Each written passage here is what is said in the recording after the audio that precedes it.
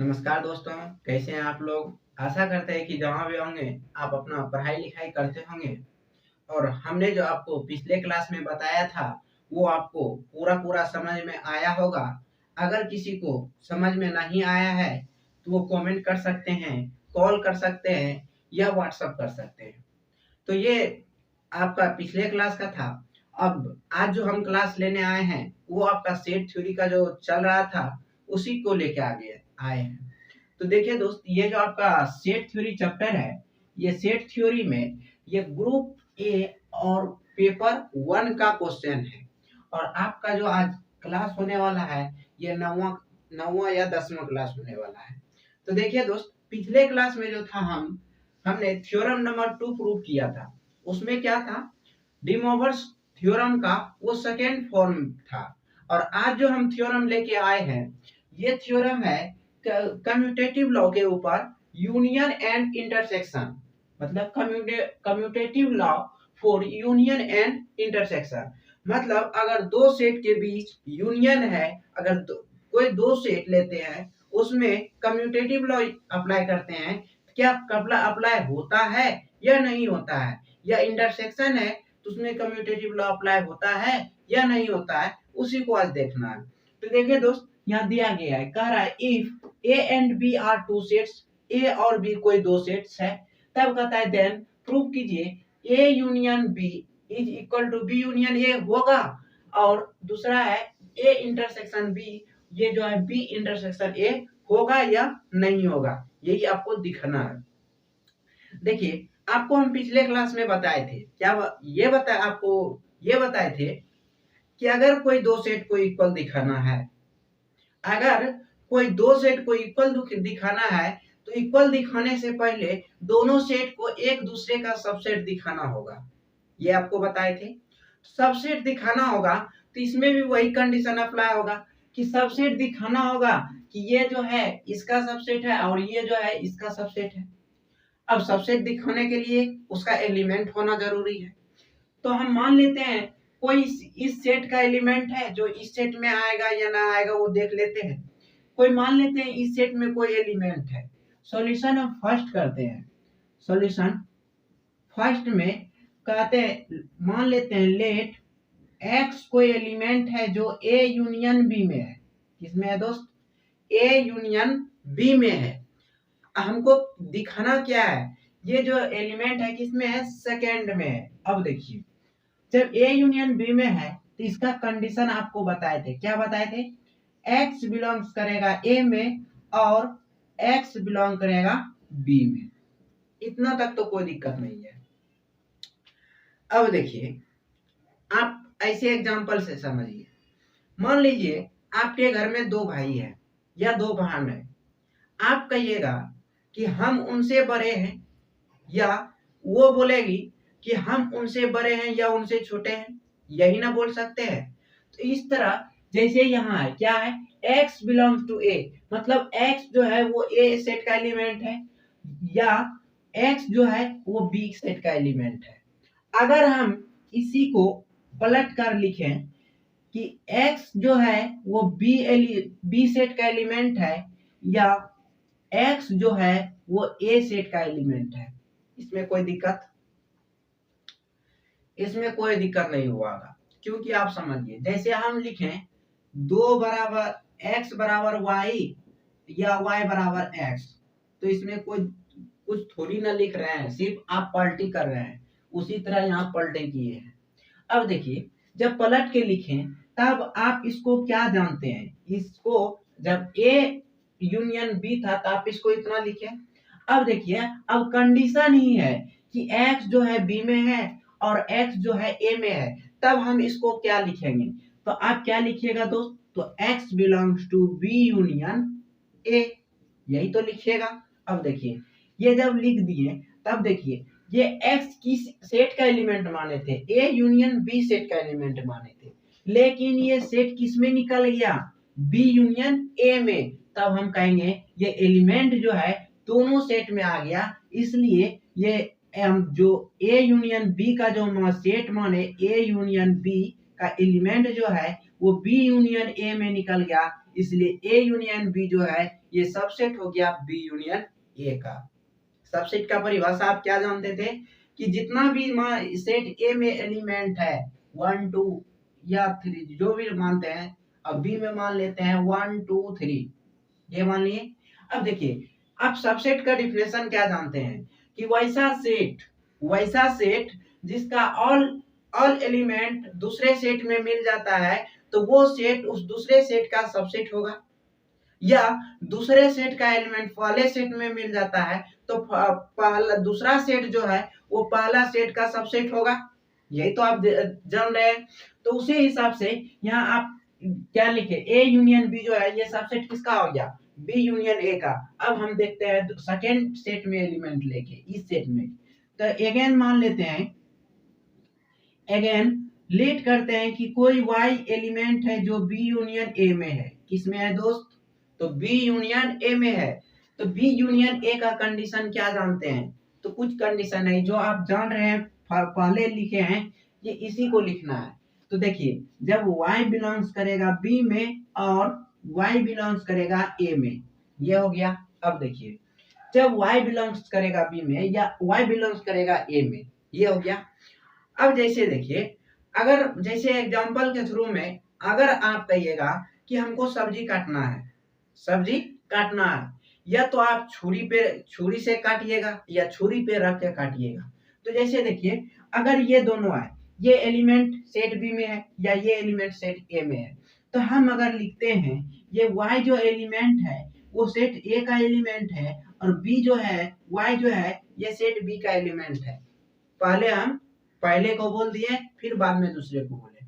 क्या, जैसे मान लीजिए दो स्टूडेंट है, दो स्टूडेंट से आपको कुछ सवाल पूछना है, तो क्या कीजिएगा कि किसी फर्स्ट पहले से एक सवाल पूछिएगा फिर दूसरे से, या पहले दूसरे से ही पूछ लीजिएगा तब पहला से। तो उसी तरह हम इसको सजा दिए। अब देखिए ये जो होता है ये कंडीशन कब होता है, तो यूनियन के केस में होता है, तब यहाँ लिख सकते हैं y belongs to a union b। अब देखिए ये y सेट किस सेट का एलिमेंट माने थे, तो ये जो माने थे b यूनियन a का एलिमेंट माने थे, लेकिन ये एलिमेंट निकल गया किसमें, a यूनियन b में, मतलब इस सेट का एलिमेंट इसमें निकल गया। तो ये सेट जो है किसका, इसका सबसेट हो जाएगा। तब हम यहाँ से कह सकते हैं therefore b union a is the subset of a union b। तो ये हो गया मेरा सेकेंड इक्वेशन। अब देखिए इक्वेशन नंबर 1 और इक्वेशन नंबर 2 से हम अगर देखते हैं इसका लेफ्ट साइड, ये लेफ्ट साइड हुआ, इसका क्या राइट साइड का इक्वल है, और इसका राइट साइड इसका लेफ्ट साइड का इक्वल है। जब दोनों का इक्वल है तब यहाँ से कह सकते हैं therefore a union b is equal to b union a। यही तो आपको प्रूव करना था, हेंस प्रूव्ड। देखिए दोस्त कितना इजी था। हो सकता है ये आपको ऑब्जेक्टिव में भी दे सकता है या प्रॉब्लम में भी दे सकता है या आपको एक क्वेश्चन भी बना सकता है, उसमें कोई दिक्कत नहीं है कि ये थ्योरम है तो थ्योरम को किस हिसाब से हम करें। थ्योरम जो भी है अब ध्यान से पढ़िए, ये थ्योरम जितना भी है ये थ्योरम एक फार्मूला बनता है और फार्मूला से प्रॉब्लम बनाते हैं। तो देखते हैं ये यूनियन का केस था, अब इंटरसेक्शन के केस में आते हैं। ये क्या है, सेकेंड इक्वेशन है, सेकेंड में भी वही करना है, रिलेट करना है। कोई एलिमेंट है जो सेट ए में है, इस सेट का एलिमेंट है, उसको दिखाना है कि इस सेट का एलिमेंट है वो। तो मान लेते हैं लेट x को एलिमेंट है जो ये सेट ए इंटरसेक्शन बी में है, ए इंटरसेक्शन बी में है। अब देखिए ए इंटरसेक्शन बी में है तो इसका कंडीशन आप क्या जानते हैं, x belongs to a and x belongs to b। ये हो गया। अब देखिए अगर हम लिखें y जो x बराबर y है, ये लिखे हैं हम, इसको अगर पलट के लिख दें तो y बराबर x है। यहाँ हम लिख सकते हैं दोस्त कि x belongs to b and x belongs to a। ये हो गया। अब देखिए कोई कहेगा कि हम इसको क्यों लिखेंगे ऐसा, हम यही रहने देंगे। देखिए अगर आप सही ढंग से अगर पढ़ते हैं तो जिस तरह आपको किसी के पास पहुंचना है तो आपको अगला टारगेट वही रहता है कि हमको पहुंचना कहाँ है। यह नहीं है कि हम पहुंच के करेंगे क्या, उससे हमको मतलब नहीं है, बट पहुंचना हमको कहाँ है वो देखना है। तो हमको प्रूफ क्या करना है वो देखना है। क्या है? बी इंटरसेक्शन ए, ये लाना है हमको। तो इसके लिए इसको बी पहले आएगा तब तो इसलिए पलट के लिख देते हैं। तो यहाँ x बिलोंग्स टू बी, ये इंटरसेक्शन ए हो गया। अब देखिए ये x किस सेट का एलिमेंट है? ए इंटरसेक्शन बी सेट का एलिमेंट है, लेकिन ये किस सेट में निकल गया? बी इंटरसेक्शन ए सेट में निकल गया। तब हम यहाँ से कहेंगे देयरफॉर ये ए इंटरसेक्शन बी जो है ये सबसेट है बी इंटरसेक्शन ए का। यहाँ इसको इक्वेशन नंबर फर्स्ट मान लेंगे। अब देखिए ये तो मान लिए ये किस सेट में माने थे? ए इंटरसेक्शन बी में ये एलिमेंट माने थे। अब कोई ऐसा एलिमेंट मानते हैं जो बी इंटरसेक्शन ए में हो। तो देखिए दोस्त, अगेन लेट करते हैं। अगेन मान लेते हैं y कोई एलिमेंट है जो बी इंटरसेक्शन ए का है। किसका है? बी इंटरसेक्शन ए का वो एलिमेंट है। अब देखिए कोई y एलिमेंट है बी इंटरसेक्शन ए का एलिमेंट है। अब देखिए इसका कंडीशन आपको क्या मालूम है? जो कंडीशन इसका होता है वही कंडीशन इसका भी होता है, क्योंकि ये पता होना चाहिए कि यूनियन अगर हम ए इंटरसेक्शन बी लिख रहे हैं तो ए इंटरसेक्शन बी का भी वही कंडीशन होगा जो बी इंटरसेक्शन ए का कंडीशन होगा या बी इंटरसेक्शन सी का कंडीशन जो होगा। तो देख सकते हैं यहाँ जब क्या है y belongs to B intersection A है, तब हम यहाँ से लिख सकते हैं कि y belongs to B and y belongs किस में करेगा? ए में। अब देखिए इंटरसेक्शन के केस में क्या होता है कि जो एलिमेंट आप ले रहे हैं वो एलिमेंट वो दोनों सेट में होगा, तब तो वो इंटरसेक्शन का एलिमेंट है। अगर इंटरसेक्शन का एलिमेंट वो नहीं रहता तो डज नॉट रहता। तो यहाँ देख सकते हैं कि जब ये दोनों बिलोंग्स कर गया तो हम अगर इसको पलट कर लिखें, पलट के कैसे लिखेगा? तो हम यहाँ से लिख सकते हैं इसको कि y belongs to a and y belongs to b। लिख दिए कि y जो है वो सेट a का एलिमेंट है और y जो है वही सेट b का एलिमेंट है। अब देखिए यहाँ से हम अगर a इंटरसेक्शन b निकालें, a इंटरसेक्शन b निकालें तो हम यहाँ से कह सकते हैं कितना होगा? तो 1 2 होगा। अगर आप ये बोलिएगा कि 1 जो है वो सेट ए का एलिमेंट है और वो 1 जो है सेट बी का भी एलिमेंट है, मतलब दोनों का है, तब कोई कहेगा कि नहीं 1 जो है सेट बी का एलिमेंट है और 1 जो है तब सेट ए का एलिमेंट है। तो दोनों आप सही कह रहे हैं। अब देखिए जैसे यहाँ दोनों लिख दिए। अब देखिए ये कंडीशन किस स्थिति में होता है वो देखना है। पहले जब इसको लिखेगा इसका कंडीशन लिखिएगा, जब इसको पलट के लिखेगा तो वो होता है किस कंडीशन में है उसको लिखना है। तो यहाँ से हम लिख सकते हैं इसको y belongs to A intersection B, y belongs to A intersection B, मतलब y एलिमेंट जो है वो किस सेट का है? तो ए इंटरसेक्शन बी से जो सेट तैयार होगा उस सेट का एलिमेंट होगा। अब देखिए फर्स्ट में हमने क्या दिखाया कि x जो एलिमेंट है वो b इंटरसेक्शन a का एलिमेंट है, लेकिन ये x को किस में लेके चले थे? a इंटरसेक्शन b में। उसी तरह यहाँ जो है हम y को किस में लेके चले? b इंटरसेक्शन a में, लेकिन ये निकल किस में गया? a इंटरसेक्शन b में। तब हम यहाँ कहेंगे therefore b intersection a is the subset of a intersection b, मतलब ये जो है इसका सबसेट हो गया। तब यहाँ इसको मान लेते हैं इक्वेशन नंबर 2।